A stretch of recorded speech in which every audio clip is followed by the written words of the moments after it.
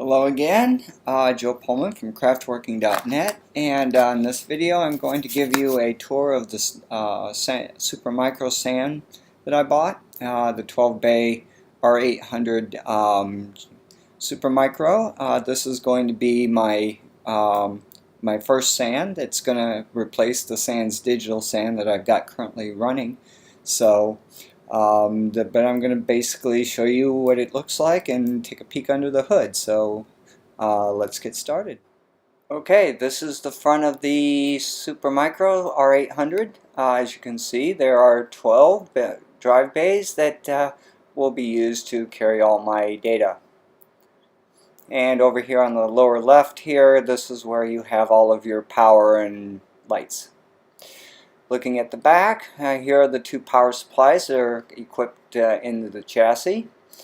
Then moving over, we have your normal inputs, so your basically PS2 keyboard and mouse, a couple of USB ports, serial and VGA, and there are the two Ethernet connectors. Then the one on the left, the vertical slot, that's going to be the IPMI. As you can see, it's got two ports on it. One's for IP over KVM, and the other one is for just normal telnetting traffic. And then over to the right of that, that's going to be the 510 dual port 10 gig Ethernet card with the two SFPs. And looking under the hood, this is what the R800 looks like from the inside. And then here's a closer look. You can see those are the two processors. They're the 5600 series, and you can see also here that the two racks of DIMM slots, 12 per processor.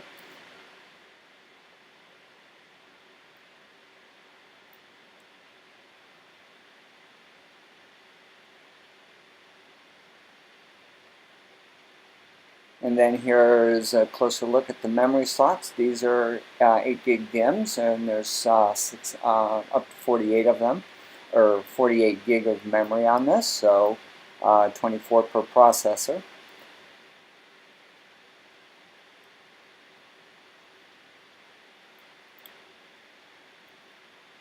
And these are DDR2 RAM. This is looking at the large fans. There's 3 large fans. I believe they're hot swappable that provide cooling. And then behind that, this is the back plane that basically that all the hard drives basically plug into.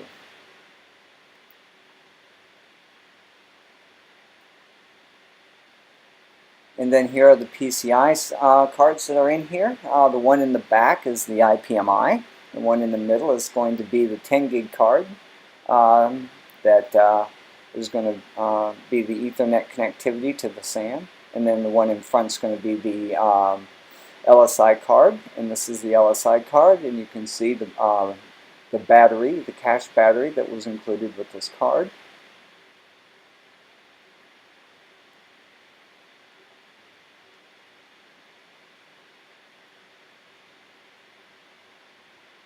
And then this is another nice feature. The LSI is connected to the backplane of the SATA backplane of the server with one cable. As you can see, it's a nice, good quality cable.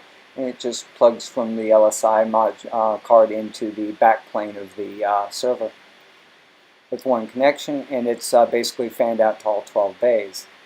Looking at the front of it, and this is what it kind of looks like from the back or from the factory. These caddies come with basically a dummy piece of plastic there to basically keep the airflow optimal and basically keep the stability of the caddy while there's no drives. And this is what the caddy looks like without the blank filler panel in it. And this is what the caddy looks like with the hard drive installed. The screws that come with it are basically come with the package, and you just basically mount the hard drive into the caddy. And then when you install the hard drive into the server, it basically only goes one way, so if you put it upside down, it won't install. and then basically these you just install it and you close the clip. And these all these drives are fully hot swappable. So that was a brief tour of the SAN, the new SAN that I got. I'm very pleased with it. I believe it's going to give me some good, robust and reliable service for many years to come. So, but these are older. These are like the G6s or G5 servers that you can get. And the price of these have come down quite a bit. So the server itself, with everything you've seen here, was about $600. That's including the LSI card, that's including the 10 gig modules with the SFPs, the IPMI, the chassis, and the rail kit that came with it. It didn't come with any hard drives, so those are going to be extra, but that's pretty much a given when you buy a SAN. And then you can go out and get whatever drives you need and size and how many that you need. And like I said, this will support up to 12 drives. The LSI card will support all your major RAIDs, 0, 1, 5, 10, 50, 60, 51, 61. It will do nested, so yeah, you can do the 60s, 61s, and the 50s and the 51s. So nice. I've set this one up in a RAID 5 for now. In the future, if I go with anything more than the 6 drives that I'm going to be putting into this server initially, then I'm going to go from a RAID 5 to a RAID 6. And maybe I'll even look at a RAID 60. There is a trade-off between when you get into these higher RAID levels and nested RAID, that the number of usable disks that you get falls off, and it starts to get you get into more of an expense because of the parity and so forth. So in a RAID 60 or in a RAID 6, for example, on a 12 bay or 12 drive array, you're only going to get 10 usable drives worth of disk space, because 2 of those are used for double parity. But the trade-off with that is that you can survive 2 disk drive failures and still not lose the entire array.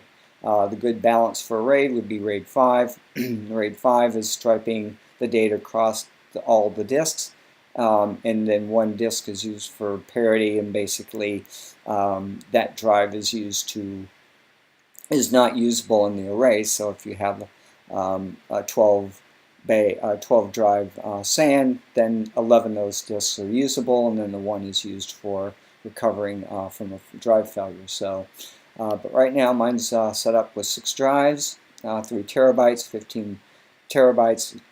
Formats out to a little less than right around 14 terabytes, and that's with 6 3-terabyte drives. So 3